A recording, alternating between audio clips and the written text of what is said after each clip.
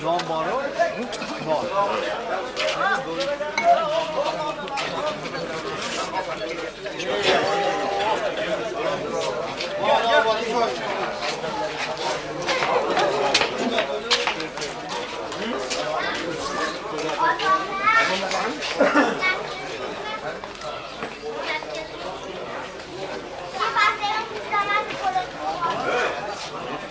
Soat 1'ga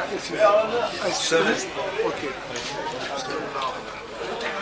Qarang, uni hozir sanab keladi. Qani maniga?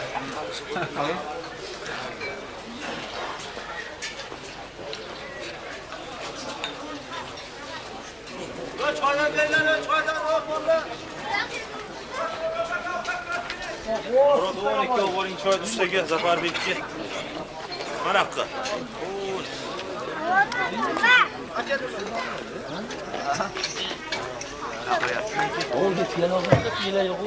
Hozir ko'r.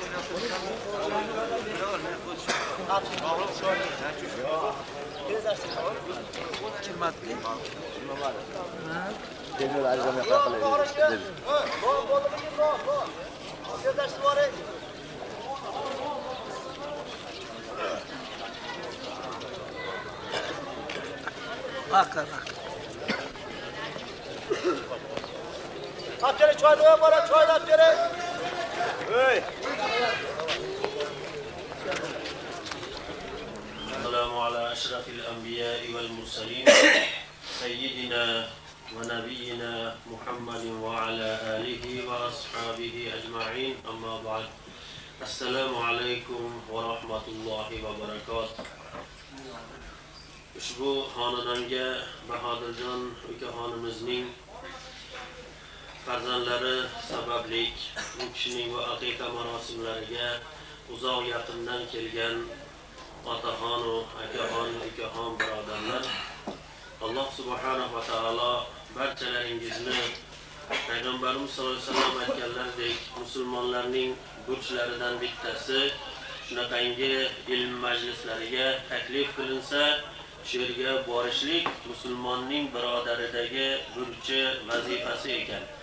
Ana shu vazifani, burchni ado etish uchun uzoq yaqinlardan kelgansizlar. Alloh subhanahu va taolo barchalaringizni qadamlaringizga hasanotlar bitsin. Qalblaringizdagi shar'iy maqsadlaringizga Alloh subhanahu va taolo o'zi erishtirsin. Va shu bilan birgalikda avvalambor mana bu sohibi xonadonni Alloh subhanahu va taolo bu qilgan haydiyalarini, ihsonlarini husnu qabul aylab, qiyomat kunlarida boshlariga soyabon qilib, zahiriya oxirat qilsin.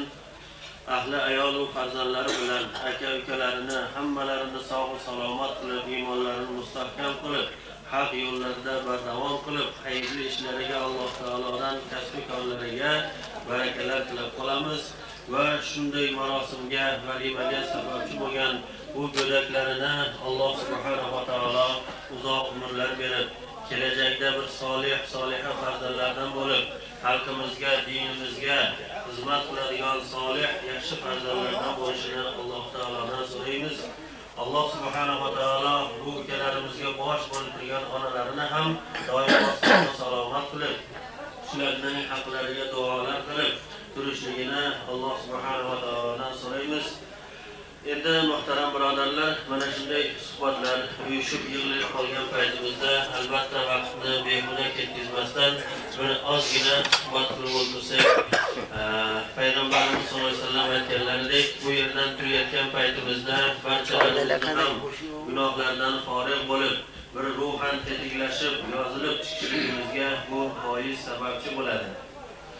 Payg'ambarimiz sollallohu alayhi vasallam bir kuni sahobai ikromlarga shunday aytgan ekanlarki, agar sizlarning eshiklaringizning ostidan biror anhor oqib o'tib tursa, shu anhorda shu uy egasi bir kunda 5 mahal 5 marotaba yuvinib turadigan bo'lsa, bu odamning badanida biror bir kir qoladimi deb savol berdilar.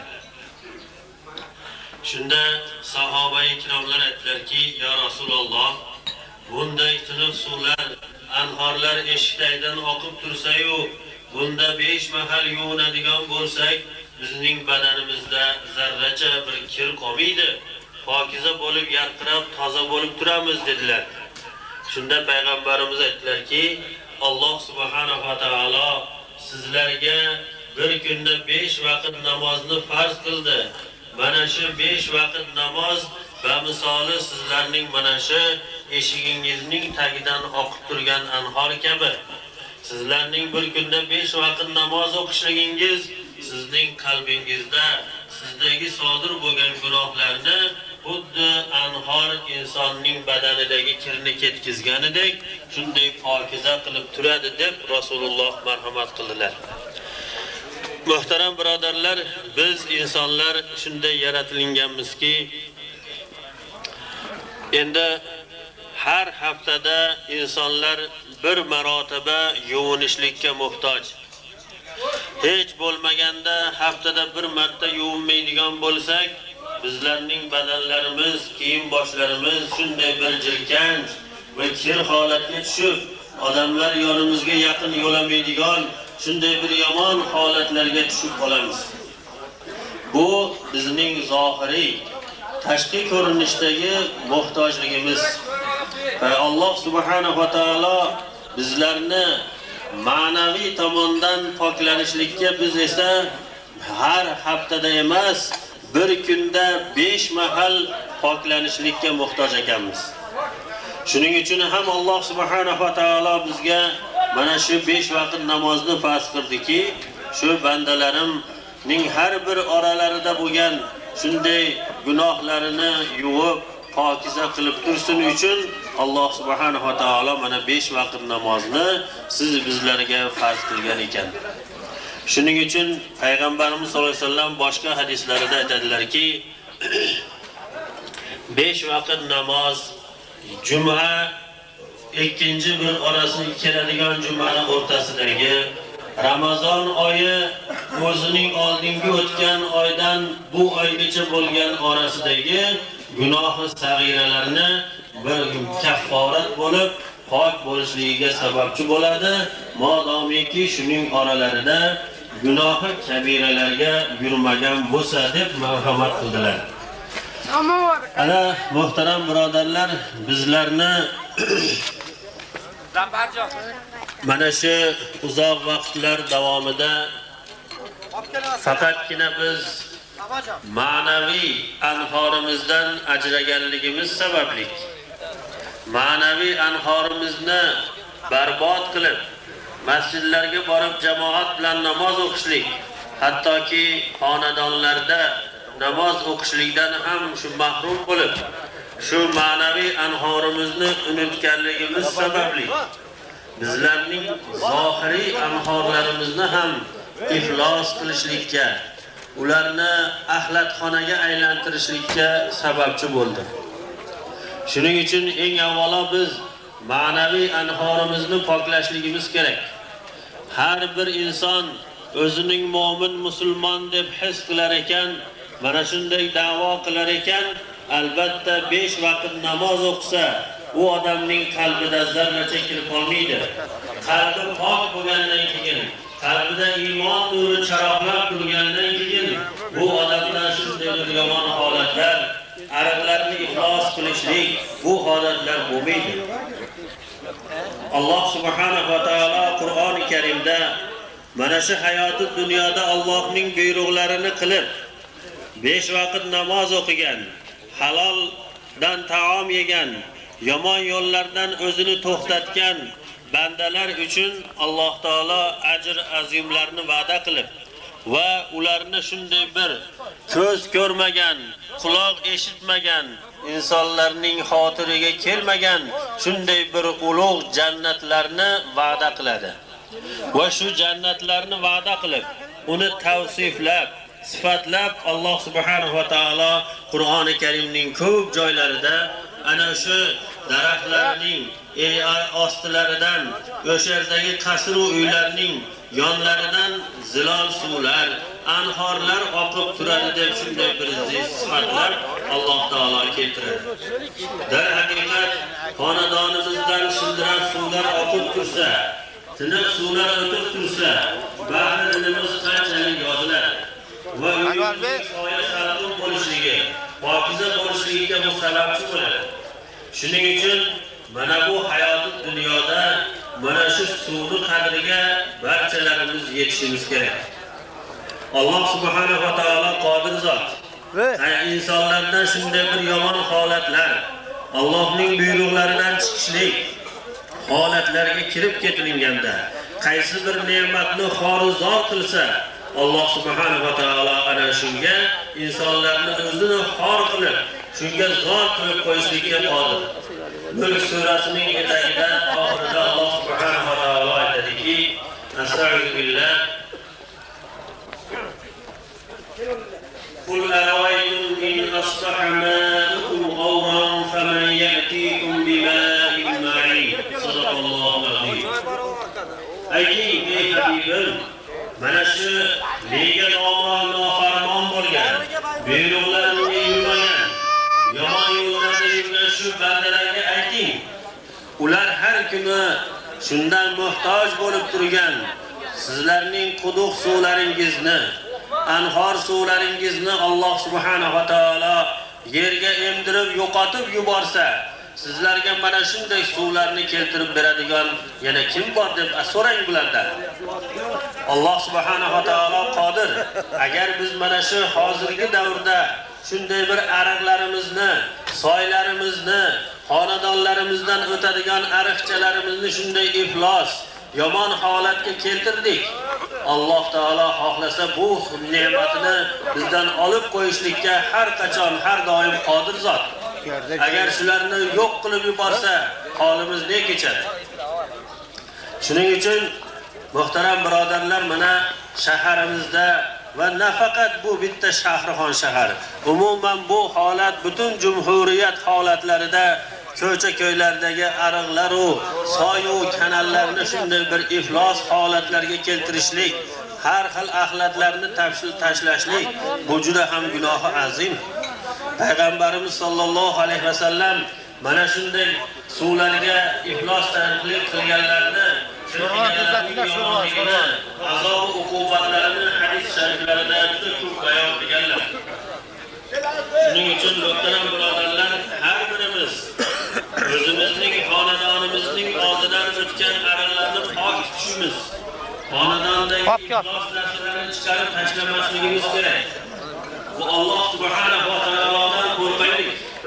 Bu insonlarning tuzgan, o'zimiz tuzgan qonundan qo'rqmaysiz, lekin odamlar ko'rmayapti deb kimchalar chiqib tashlaymiz. Bulardan ehtiyot bo'laylik. Bizni kuzatib turuvchi zot ko'rib turibdi. Shunday pokiza, shunday ulug' ne'matni bersam, mening bu qanday shukrona qilmay, shunday harom holatga keltiryapti. O'zi toza suvdan ichgan bilan ikkinchi daryolardagi ana shunday mana toza trubalarda bo'ladigan suv yo'q yer hamma yerdan bir xil emas. O'sha yo'q joylar ham bor. Ana shu birodarlarimiz bu suvlarni ichadi. Ana shularning o'rniga o'zimizni qo'yib, ana shundan keyin bir ish qilishimiz kerak. Alloh subhanahu va taolo mo'min musulmonlarni Qur'oni Karimda bir ota, bir onadan tug'ilgan aka-uka, opa-singil deb zikr qilgan. Payg'ambarimiz sollallohu alayhi vasallam marhamat qilib aytadilarki, Bismillahirrohmanirrohim. Ahibba lin-nasi ma tuhibbu li nafsik. O'zingga yaxshi ko'rgan, o'zingga maqbul ko'rgan narsani boshqa mo'min musulmon birodarlaringga ham ravo ko'rgin. O'zingga yomon ko'rgan narsani boshqalarga ham yomon ko'rib, ularga bundan qaytargin deydi. Musulmon, mo'minman degan odam ana shu mana shu anhordan suv ichayotgan odamlarni o'rniga o'zini qo'yib, "Ha, men buni nima uchun iflos qilaman? Bundan ehtiyot bo'layin." Payg'ambarimiz shunday degan ekanlar. Alloh subhanahu va taolo bundan qaytargan ekan deb Xudodan qo'rqib, ana shu narsadan qaytaylik birodarlar. Alloh subhanahu va taolodan bu qiyomat kunida shunday bir holatlarni zikr qiladi Payg'ambarimiz sollallohu alayhi vasallam. Quyosh shunday bir nayza bo'yi, terak bo'yiga kelgan har bir inson o'zidan chiqqan terga qulog'igacha botib yotgan holatda, shunday issiq damlarda Alloh taolo 7 toifa odamni o'sha saya salqinida o'zining arshining soyasida saqlaydi deydilar. Ana o'shalardan bittasi mana shu o'zining birodariga yaxshilik qilgan. Ana shu birodarlarni o'ziga yaxshi ko'rgan narsani o'shalarga yaxshi ko'rgan, haqiqiy Alloh uchun do'st bo'lganlar.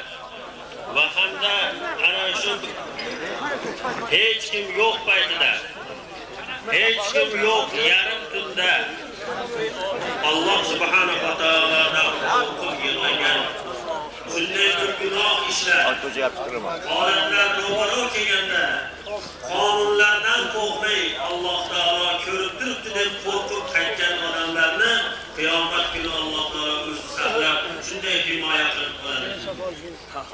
Ana shuni hayolimizga keltiraylik. Hozir ayniqsa mana shu bizning shaharimizdagi ariqlarni ko'rsak, o'shining ichidan barcha narsani topsak bo'ladi. Mana ko'chamizning oldidan oqib o'tayotgan suvlarga ham bir nazar tashlaylik. Shaharimizga kelgan bir mehmonlar kelsa, haqiqatda shahar xalqi shunday iflos ekan deydigan holatga tushib qolganmiz. Bu hammasi ahli ayollarimizga shuni tushuntirmaganligimiz. Mana bu poklik to'g'risida, ariqlarni iflos qilmaslik to'g'risida juma kunlarida juda ko'p mav'izalarni bayon qilib berilgan. Lekin bularni o'sha yerda eshitib tashlab chiqib ketmasligimiz kerak. Xonadonlarimizga yetkazishimiz kerak. Bu ariqlarni ko'proq